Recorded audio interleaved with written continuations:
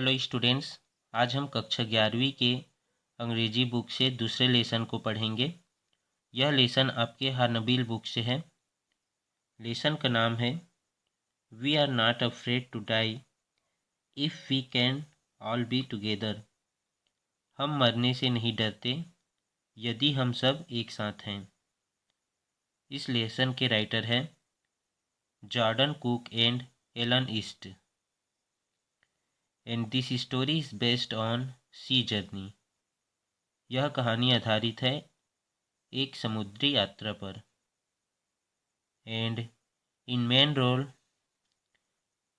a 37 years old businessman and his wife Mary and his daughter 7 years old Suzanne and his son 6 years old Jonathan.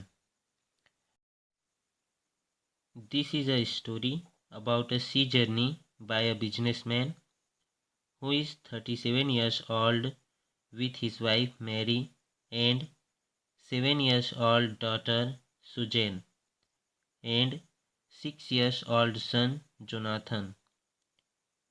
They took two crewmen, American Weasel and Swiss Hub Sizzler. They planned to repeat sea journey 200 years old earlier by Captain James Cook.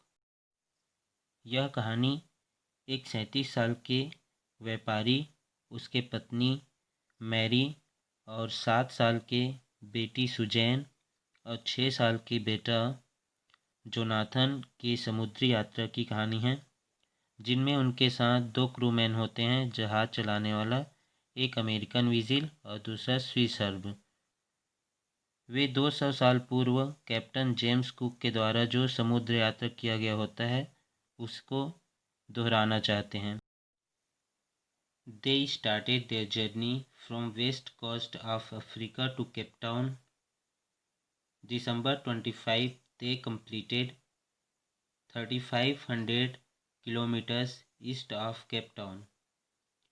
Despite the bad weather, they had a wonderful holiday, complete with a Christmas tree. वे अपना यात्रा Africa के पश्चिमी तट के Cape Town से शुरू किए, जहां 25 दिसंबर तक वे केप टाउन के पूर्वी तट पर 35 किलोमीटर यात्रा तय कर लिए और ख़राब मौसम होने के बावजूद वे लोग अच्छे से क्रिसमस का त्यौहार सेलिब्रेट किए। In morning on January 2, the waves were huge.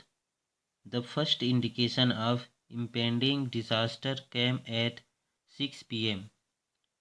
With ominous silence, the wind dropped and the sky immediately grew dark. Then came a growing roar. वे 1 जनवरी को क्रिसमस त्यौहार सेलिब्रेट करते हैं। उसके बाद 2 जनवरी को सुबह समुद्र की लहरें बहुत विशाल हो जाती है। उसके बाद जो बड़ी और अशुभ संकेत होता है वो शाम 6 बजे एक अशुभ शांति के रूप में उनके सामने आता है। उसके बाद आकाश में अचानक से काला काला बादल छा जाता है, बहुत डार्क काला छाया आ जाता है और फिर गर्जना शुरू होता है। By morning on January 3, they saw 2 small islands a few hundred kilometers to the east of one of them. Lee Amsterdam was a French scientific base. 3 जनवरी की सुबह वे लोग 2 छोटे महाद्वीप देखे जो लगभग 100 किलोमीटर दूरी पर था। उनमें से एक फ्रांस के वैज्ञानिकों का अड्डा एम्स्टर्डम था। On January 4, weather continued to deteriorate throughout the night and by morning on January 5, situation was again desperate.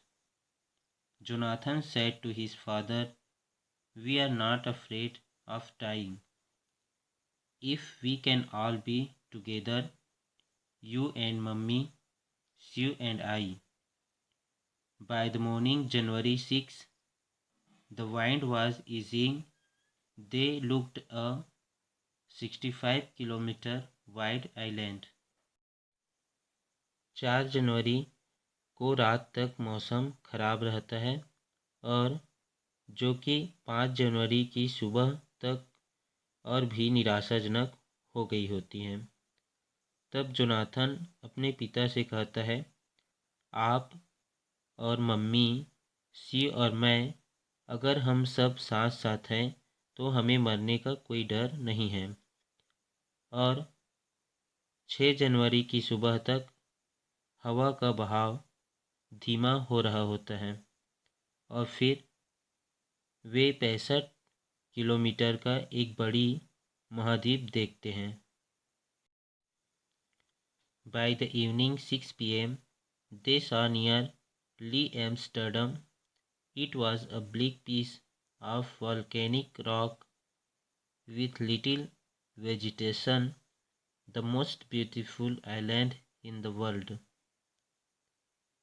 We anchored offshore for the night, and the next morning all 28 inhabitants of the island cheered as they helped us ashore. शाम 6 बजे तक वे लोग Amsterdam के किनारे को देख चुके थे, जो कि ज्वालामुखी के उजड़ा हुआ पर्वत के समान दिख रहा था, जहाँ पे वनस्पतियाँ पेड़ पौधे बहुत कम था और जो कि संसार के सबसे खूबसूरत द्वीपों में से एक था। और फिर उसके बाद वे रात को ठहरने के लिए समुद्र के तट से कुछ दूर जाकर अपना डेरा लगा लिए। उसके अगले सुबह वहाँ रहने वाले 28 निवासी वे बहुत खुश थे और उन्हें तट से दूर रहने में मदद किए।